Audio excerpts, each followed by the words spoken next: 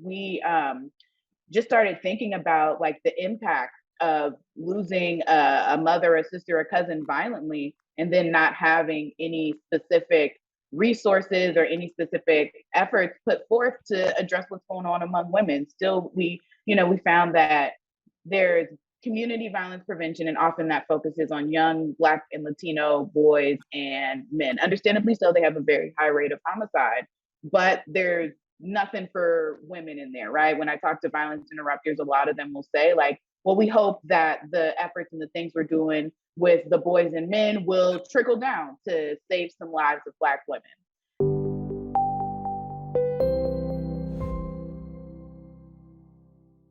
You're listening to Talking About Guns, or TAG, as we like to call it. My name is Matt Littman, Executive Director of 97%. We are a new bipartisan organization working to reduce gun deaths in America. As part of our mission to change the conversation around gun safety, TAG normalizes dialogue about guns. We invite guests from all sides of the gun debate to talk about the hot button issues, but without the screaming.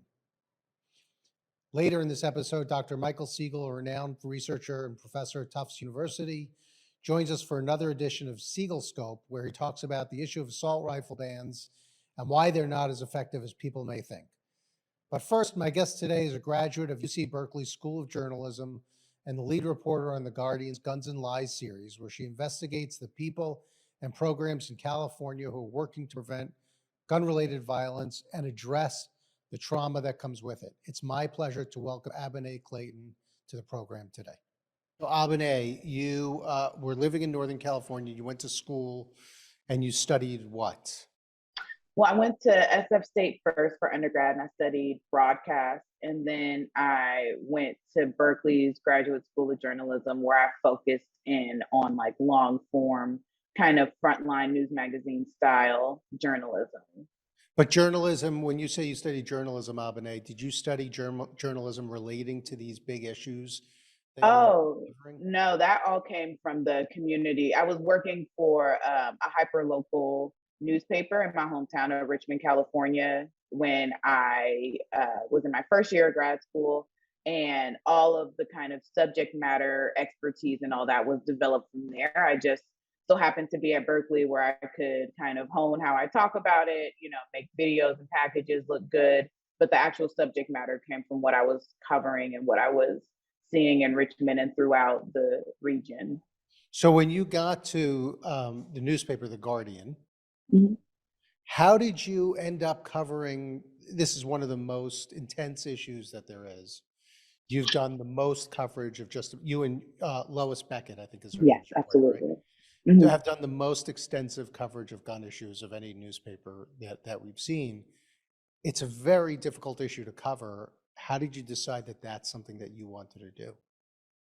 Well, for my thesis project at Berkeley, I was really interested in where, survivors of gun violence and people who had lost family members to gun violence specifically felt about a lot of the criminal justice reforms that were coming out under Jerry Brown, who was leaving office at the time. This was 2019. And there were a few that I knew were incredibly valuable based on other things I was hearing in the community. I've talked a lot about reentry when I was doing hyperlocal work, about the school to prison pipeline. So just wondering how all of these things were colliding with these laws. So I did a story about a gunshot wound survivor, a young man who was shot in the head and survived, and his sister is very active in the kind of criminal justice reform space, and got to talk to her about her perspective, talk to a mother who lost her son. He was shot 40 times in front of his home, or right by his home, when he was 17. And she is very on the side of like,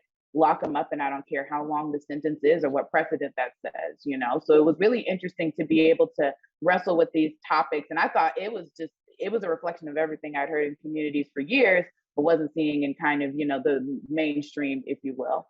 So at that time, the Gun Violence Project was just starting. Lois had gotten some funding for it, and they were going to kick off with their first story about how gun violence had been reducing between 2007 and 2017, and what all went into that. And they were hiring for another reporter. It was just, supposed to be a 9-month gig right out of grad school. And, they hired me for it. And I came in wanting to broaden what a national newspaper's gun violence coverage was, which at that time focused primarily on high profile mass shootings, on the type of shootings that you see every national and international newspaper kind of flock to, and that sparks all these debates and all of that type of stuff. And I was saying, like, well, the people that I talk to each and every day experience gun violence, and there are all of these accountability stories within that are never being told. And these people are left to have their communities described as like wastelands and to be, portrayed as if they're, I always say, like, at best apathetic to gun violence, and at worst, actively complicit in it. And I just knew that wasn't the case. So the Gun Violence Project gave me an opportunity to put names, faces, and experiences to what I knew to be true of the kind of missing pieces of gun violence. And, it was really successful, and people really felt where we were coming from. And that was about 3 years ago now. So it just came from a natural progression of what I was seeing in community mixed with what was going on in the US at that time, and the need for, those gaps to be filled. Right. So the difference between what you're doing, the Guardian, and what everybody else is doing, it seems to me, which is why what you're doing is so special, is that when we do, like, for example, if we do national television, it's because there was a mass shooting. Right. And that's when they call on us. And, a conversation that I've had with those producers and anchors is we need to talk in between these mass shootings. The number of suicides that go on, for example, that goes unreported very often.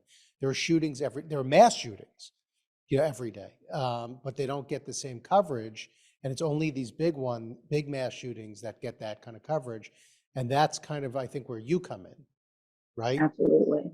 You fill that gap, right? And that's something that's unique to your paper. And then, is that the Guns and Lies series, or is that you guys have been doing for the last couple of years? Yeah, it's all under the Guns and Lies in America umbrella.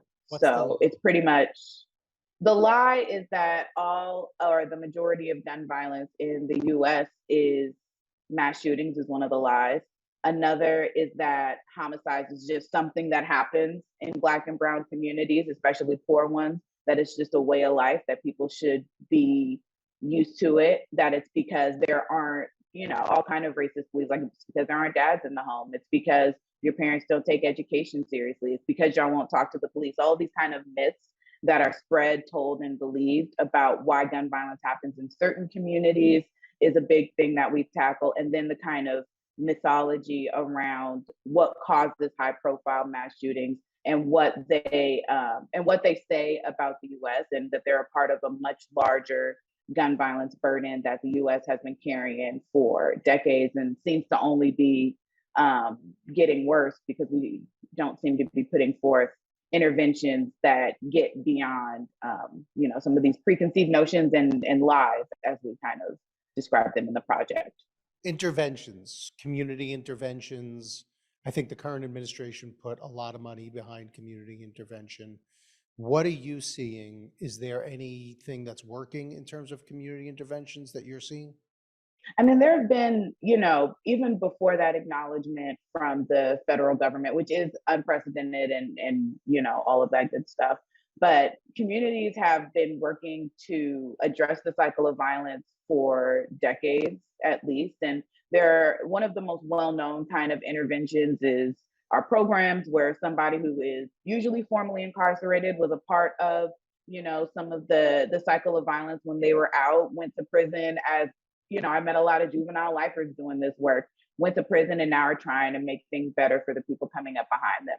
And those interventions have shown a lot of promise. There hasn't been a lot of like focus and data on there, so it's hard to quantify outside of a few sparse organizations like the number of lives that have been saved, et cetera. But if you talk to community members, these programs are of like the utmost importance, connecting folks to mental health services and showing up in communities where the interactions with the police officer might not yield, the same results as talking to somebody who looks like you, who may have known your parents, and things of that nature. And I think another intervention that we always forget is the healing and the taking care of a family after somebody has been shot and killed. There are so many, usually mothers, usually Black mothers, who, after they have a child killed, will start organizations, to where the next mother who unfortunately loses a child, they'll go out and, make sure the kid has food. If you need to figure out how to fill out the coroner's paperwork, if you need to get funeral arrangements, GoFundMe's, they'll go and make sure that people can focus on their mourning and their healing instead of having to deal with, bureaucracy and the kind of compounded trauma of trying to get money from a system, not knowing how to do it, all while trying to like grieve after your child was killed violently, usually in their own community. So I think these are a couple of interventions that are getting more attention now, but certainly are still, struggling with funding, exposure, and things of that nature. Are you seeing so you referred to being in Northern California and seeing this kind of thing. Are you seeing these types of interventions being helpful in the areas, for example, that you talked about that you saw yourself years ago?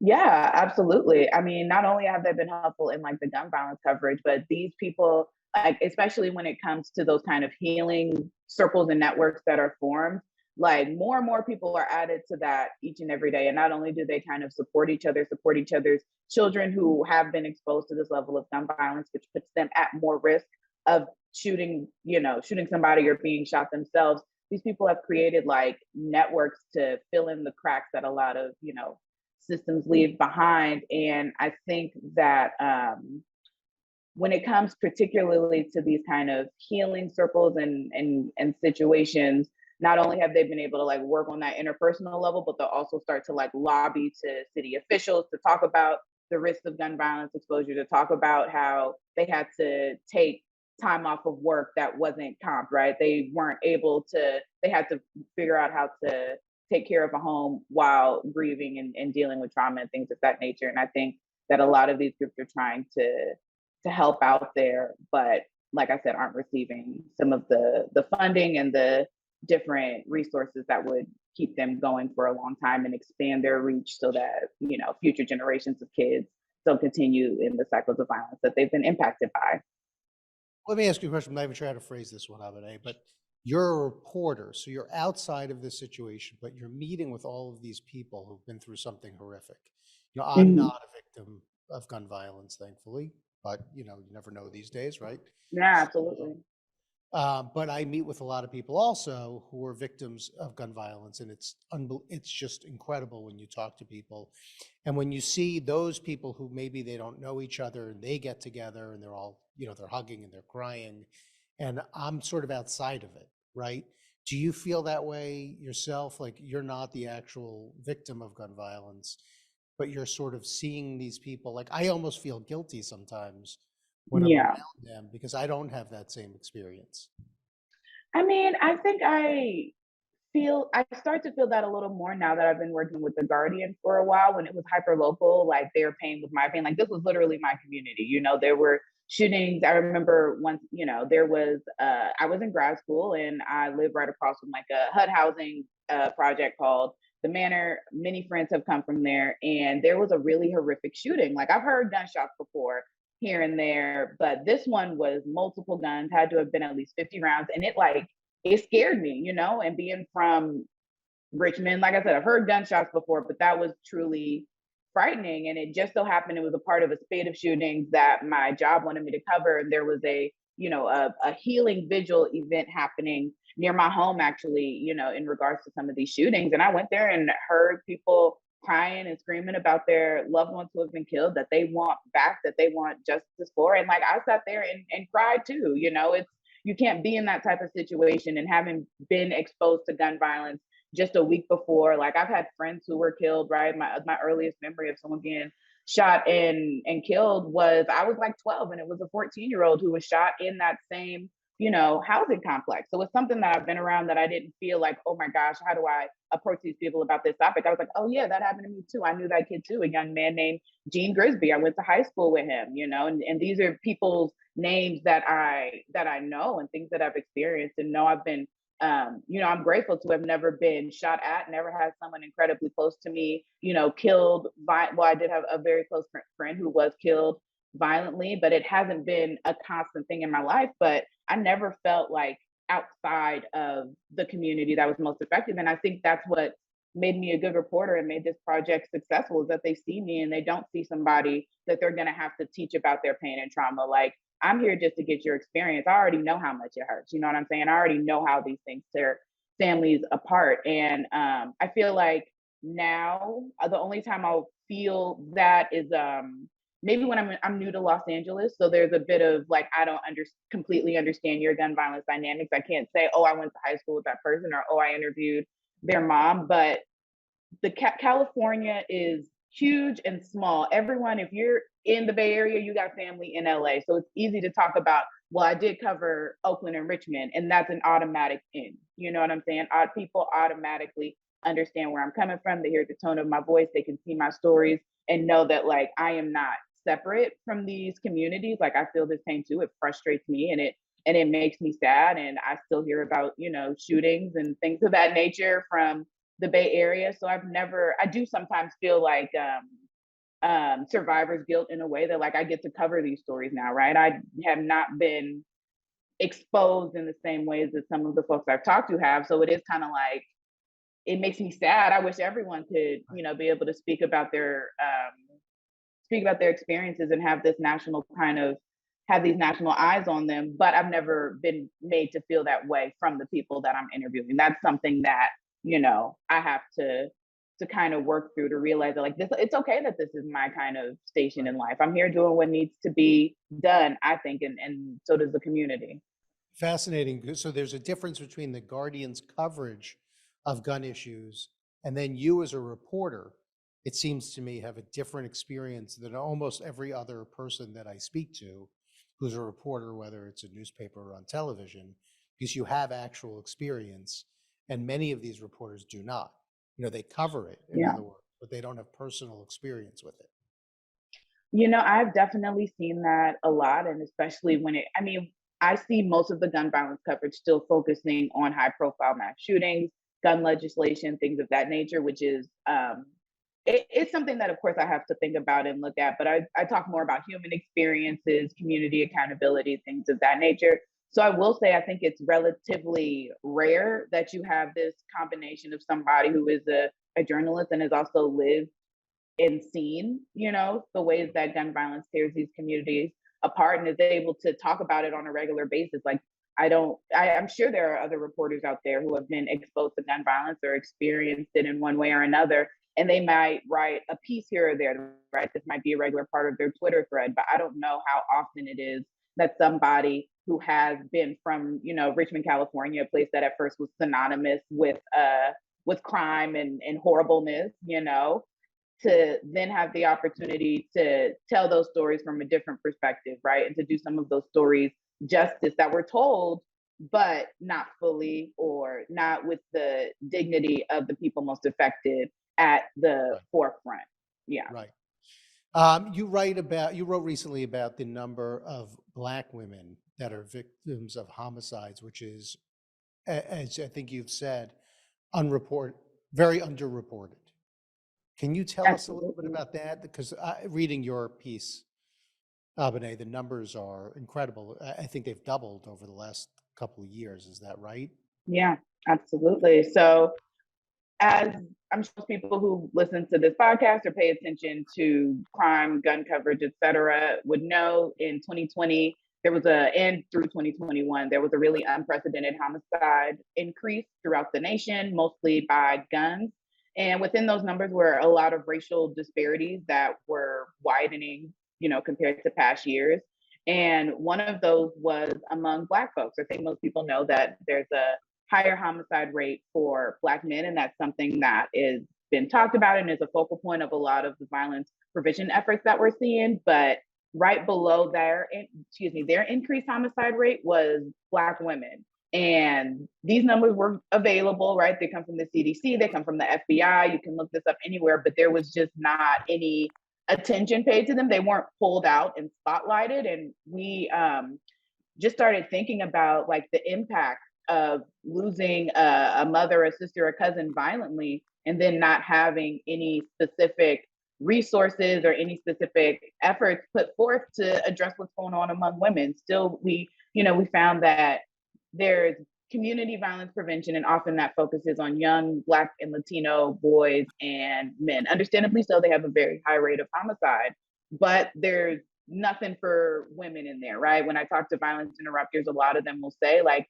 well, we hope that the efforts and the things we're doing with the boys and men will trickle down to save some lives of Black women. And when we look at the kind of mainstream domestic violence prevention efforts, a lot of those are led by white women and based on the experiences of white women. When I talk about, and when I say that, I mean, when it comes to someone's willingness to deal with police, someone's willingness to deal with prosecutors, right? If you're already living in a place where there's an extreme housing shortage, where are you supposed to find somewhere safe? You know, all of these kind of factors and unique vulnerabilities, like we say, when it comes to Black women, weren't being explored. But let me ask you, why though, in your coverage, you talk about the increase in numbers, I think in places like Washington, D.C., as well as in the Midwest, but not Yeah. so much in some other parts of the country.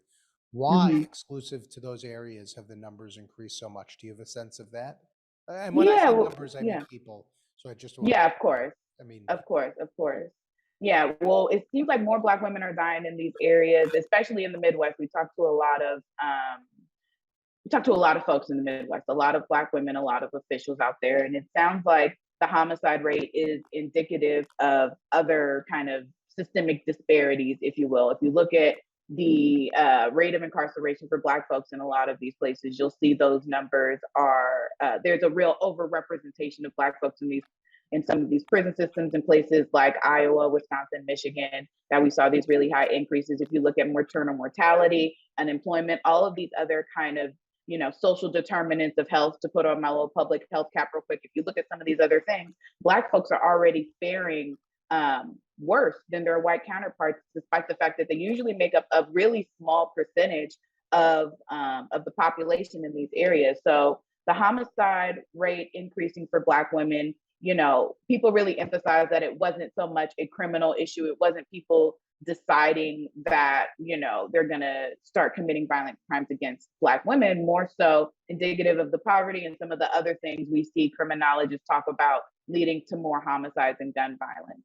And I think we can't rule out the fact that there was an unprecedented, wholly disruptive health crisis, right, that impacted Black women on so many fronts. They were simultaneously overrepresented in the fields that they had to stay at work, where they were essential, food service, working in the public sector, and they were also overrepresented in the fields like entertainment and things of that nature, working at concession stands and things of that nature that were shut down, and they lost their jobs. At the same time, the kids are out of school, you're trying to find work, and it was an incredibly stressful and disruptive time, specifically for poor Black families. And that's where, and there was also, a connection between that income level, socioeconomic strain, and violence. And it all mixed in with the pandemic in these places where there isn't any attention paid to the struggles of Black women, let alone, the racial disparities and gun violence. And it made this not perfect storm, it's a terrible storm, but it really all coincided to create a really lethal situation for Black women in these Midwestern states. So it's never just one thing. And a lot of these states, have incredibly loose gun laws. A lot of these places, we're looking at Iowa right now, and they just got constitutional carry. And that's something that every person, from victims' families to social care folks have said. They're like, and these guns are just too easy to get, is also something that I can't neglect to say, especially when we're talking Midwest and getting more into the South. so when I Google, for example, homicide, Black women, your articles come up first, right? Your thing comes up first on Google. I hope so. I certainly hope so. Well, don't you wonder if your coverage is going to influence other coverage, and that maybe then somebody else will pick up on it and cover it? And does it disappoint you if they do not?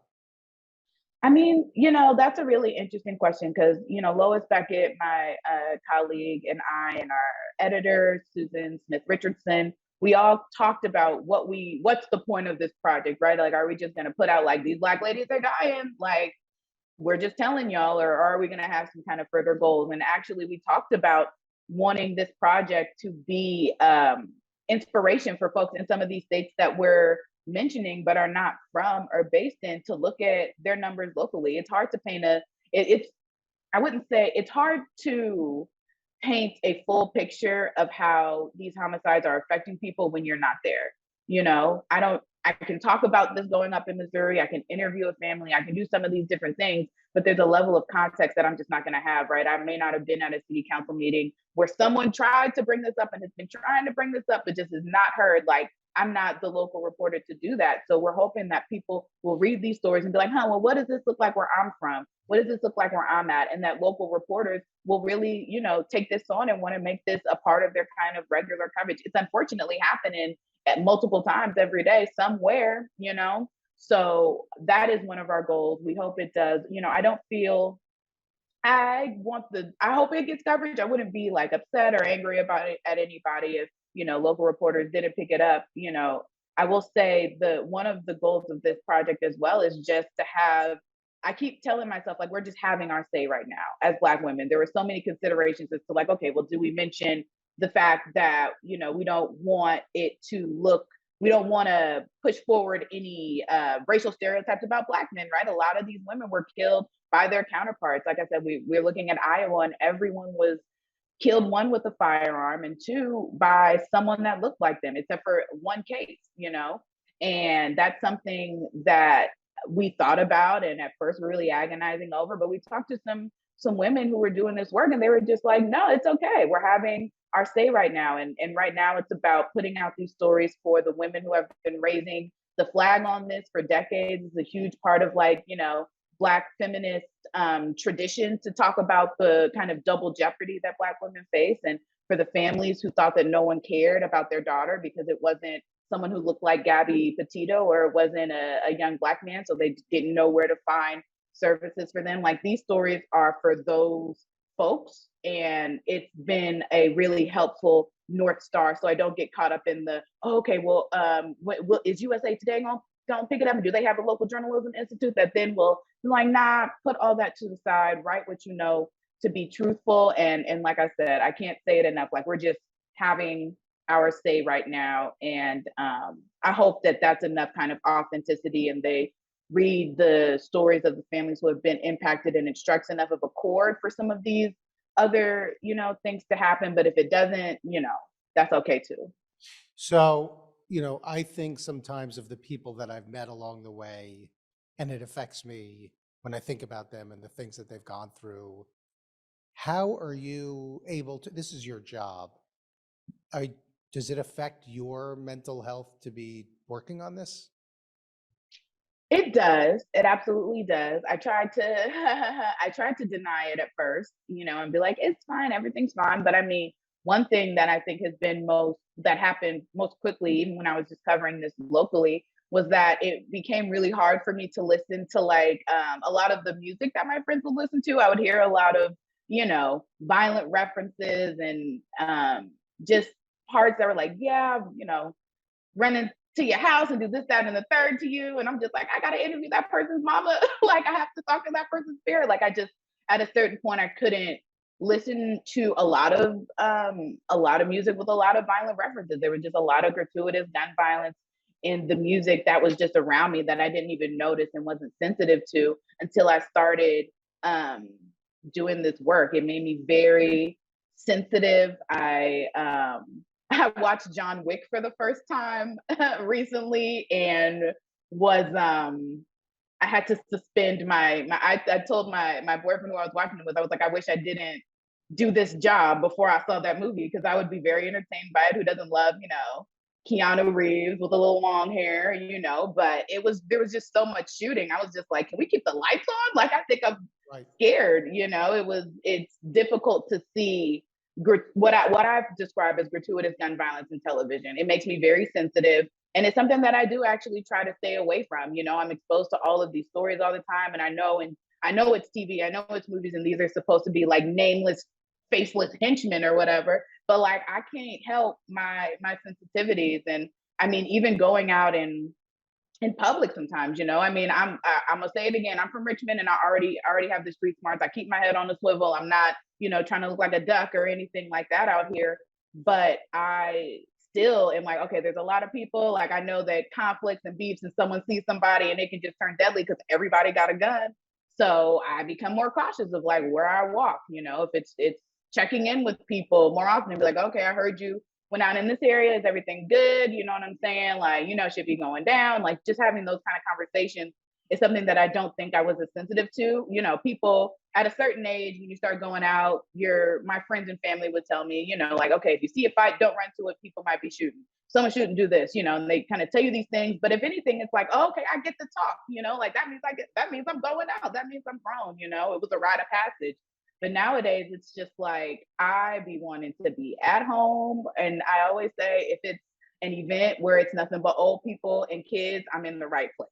I just feel Right. a level of Right. safety, and it's been really weird. And it's happened, I feel like, more recently that I've allowed myself to be sensitive to the fact that like this coverage is really traumatizing and makes you see the world around you And that's okay. differently. Right. It That's is. how I feel It now. is.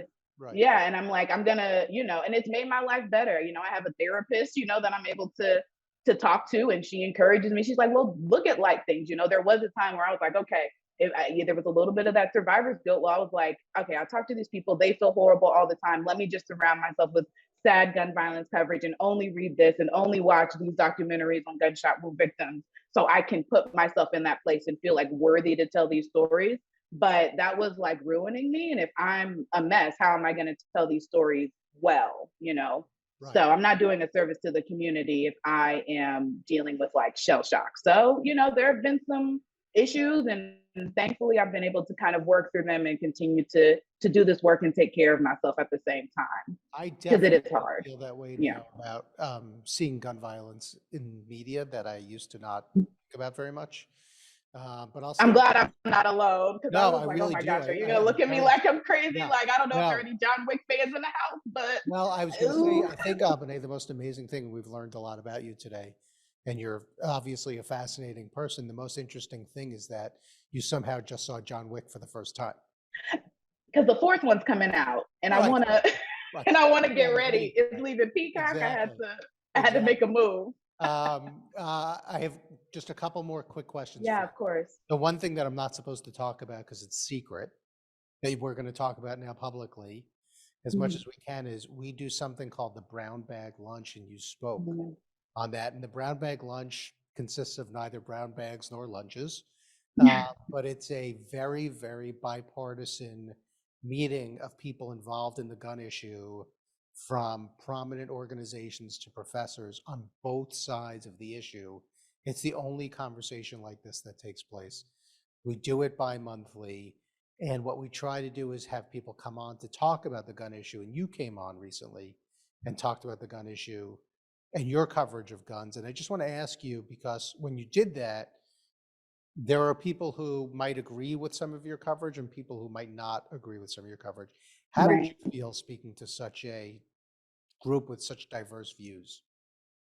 It was interesting. I definitely will say that gun violence coverage, especially the kind that I do that focuses a lot on people and less of the kind of politics, it can become an echo chamber, right? It's kind of the same people being like, yes, this is the exact way you should cover it. Yes, ghost guns are this. Yes, this legislation is this. And it's like helpful and important to talk to folks who are going to like push back and challenge and be like, well, I read that topic and I read that story and I actually don't feel that way. So for that, at first it was a little bit like intimidating. I was like, I don't know what these people is going to say to me. You know what I'm saying? Like, I don't know what type of time everybody is on. Like, I'm just here to give my coverage. But it was a really interesting and like civil conversation, 100%. I think about my ghost gun story, and then to hear kind of that other side of people being like, that kind of, it's not the gun side of things, it's the this and the that, was really interesting and helpful to hear. I didn't expect to have so much kind of intersection or alignment on wanting to push forward more community-based violence intervention models, right? I talk a lot about, these gun laws and the things that are put on that are put up as nationally important background checks, things of that nature. Excuse me, and how they don't necessarily impact a lot of the gun violence that I talk about. That's how, that kind of daily gun violence that people describe. And that's been a critique of mine of our federal government. And it's like we throw laws at things that people really just need consistent funding for, So it was interesting to hear that there was some intersectionality on that. And It was actually a really cool conversation to hear from like the Black gun owners group. I've gotten to talk to a few We're not who going to went name out and the bought group. guns in the. We're not naming the Oh group. shit, my bad. Okay, my bad. Well, with the unnamed You didn't name it. You individual. didn't name it. Don't worry. Okay. Okay. Okay.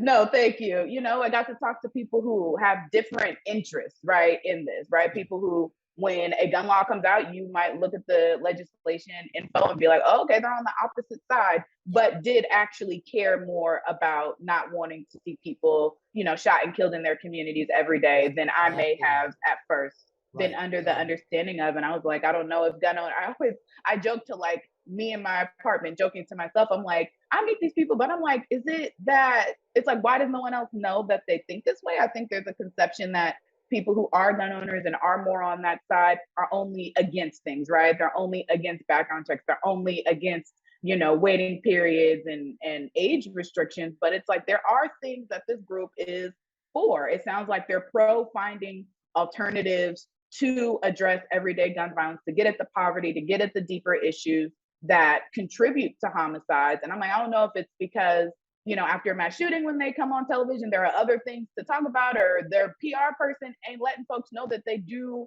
care about this or what. But I was completely surprised to right. learn that there was so much, that they even knew that these programs existed, which might have been my ignorance, but at the No, same time, but it was that's a surprise. exactly, you're speaking to exactly the point, right? So first of all, for our organization, 84% of gun owners, for example, favor background checks. What we Right. often find is that the loudest, those 16% that don't, are the ones that get the most coverage, right? But that most people agree, this is true on guns and many other issues, which is that the loudest voices are the ones that get heard. But most people agree on many of the big issues, this being one of them. So part of our thing is to provide the data that shows that. So when they're holding like a House Judiciary Committee hearing on guns, they can and do point to our data to say, well, this is actually how people feel. And when you're talking about this brown bag lunch group, which represents very much both sides of the Absolutely. issue, what we try to say is no one wants kids getting shot in schools. Like no one wants that. And there are people who disagree. There are people who think it's about the gun, and there are people who think it's about the gun owner, and there are people who think it's about both. But everybody wants to do something. And getting to the point of agreement, as you said, in a civilized way, is very important. So, for example, when the legislative debate was happening a few weeks ago in Congress, Mhm. that group was able to agree on certain things, and then we're able to convey that agreement to legislators so that they know that on both sides, and very much far left and far right, here's a point of agreement that you could take and run with, and they do. And we don't publicize who's in that group or anything like that Of either, course. but it's become a very important part of the conversation, as you have, because now you're sort of a part of it as well. So my No, next happy to thank be you. in there. It was fascinating. Thank you for So my having me. Mhm. next last question for you, Yeah, Abené, of course. talk to you all day, but last question is, when we do this, it's called tag, right? So we tag somebody that we want to appear on a future episode of this podcast. So I will ask you, Abené Clayton, who do you think, who would you tag to be a good guest on this podcast? Um, I think there's another reporter. She's at the Marshall Project now. Her name's Lakedra Chavez. She was at The Trace before, did some excellent community reporting in Chicago.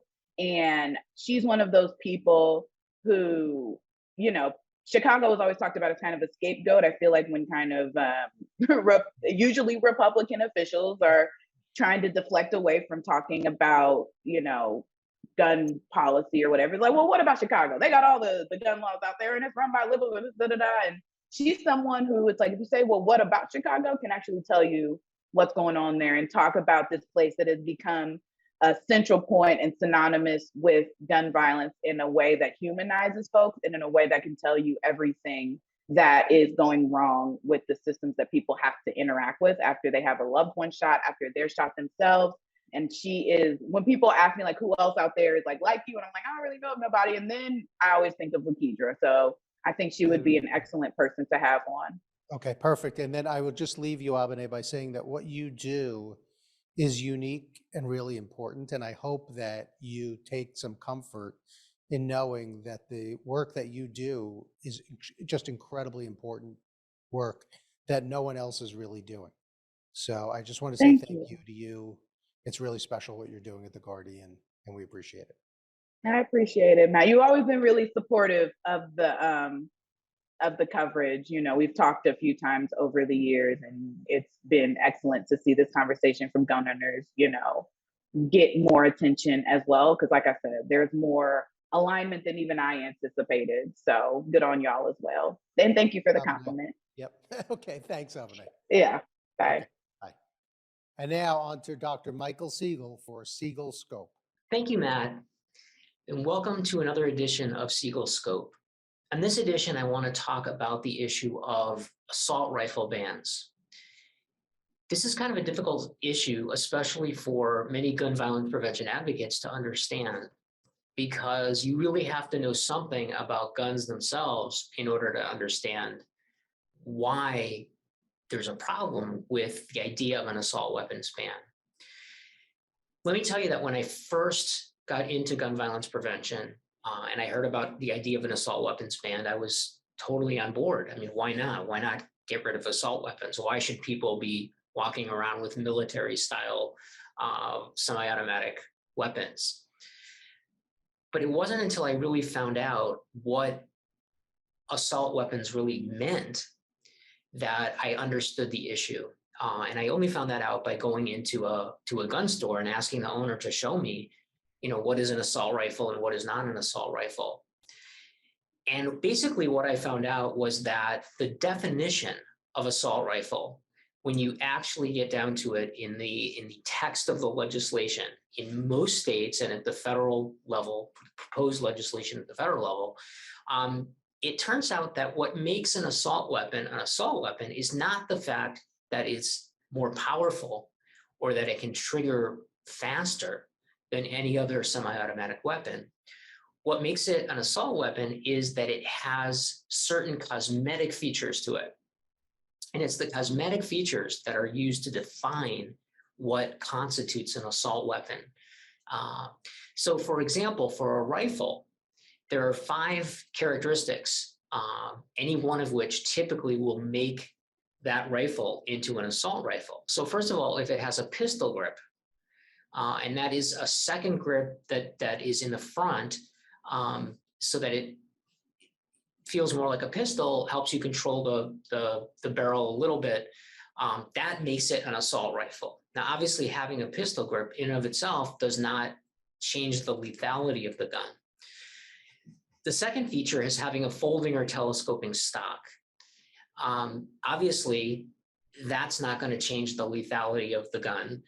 In fact, if you take a gun that has a folding stock and you basically just put a screw right through the stock so that it can't fold anymore, you now have a rifle that's no longer an assault rifle.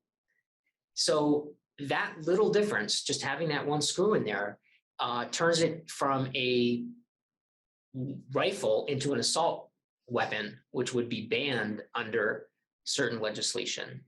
A third feature is a barrel shroud or a sound suppressor. And barrel shroud basically just covers the barrel so that it's a protective device so that you don't accidentally burn yourself on a hot barrel.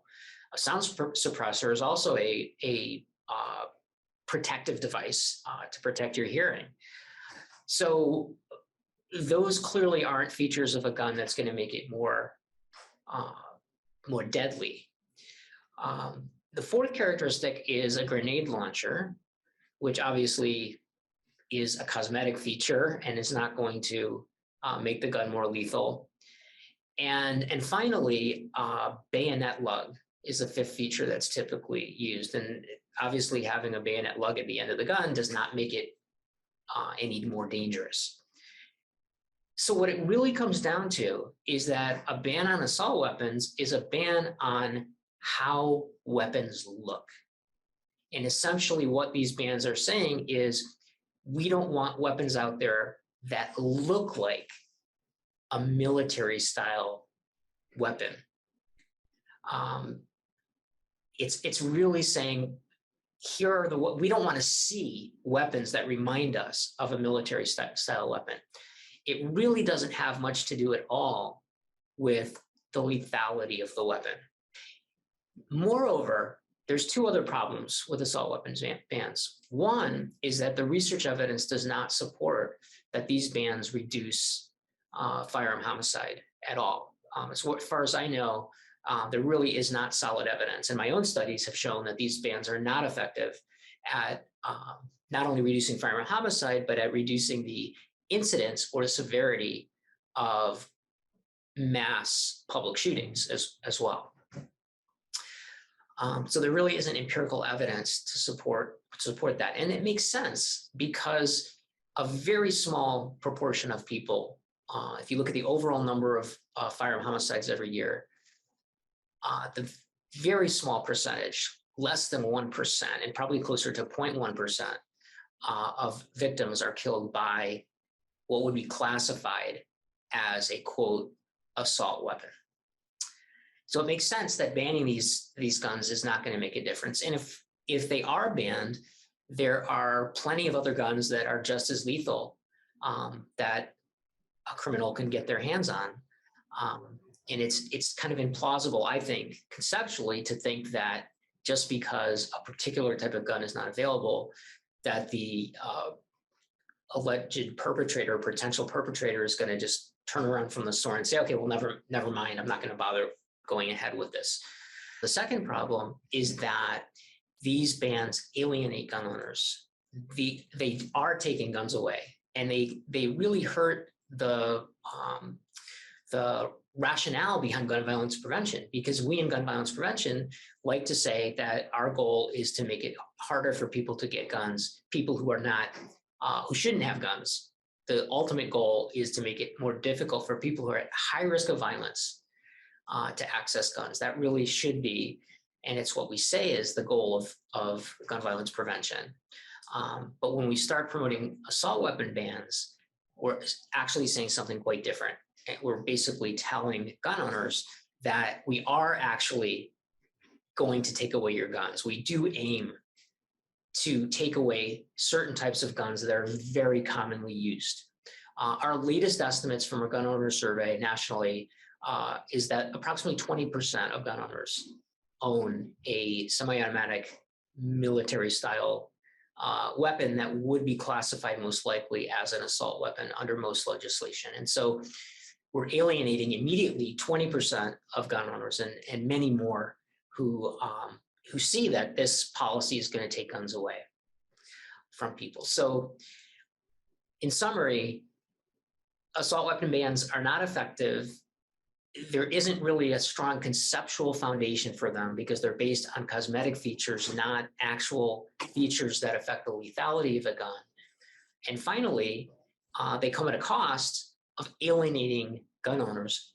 And that makes it more difficult to get other legislation passed, which really will make a big difference in reducing firearm homicide. Back to you, Matt.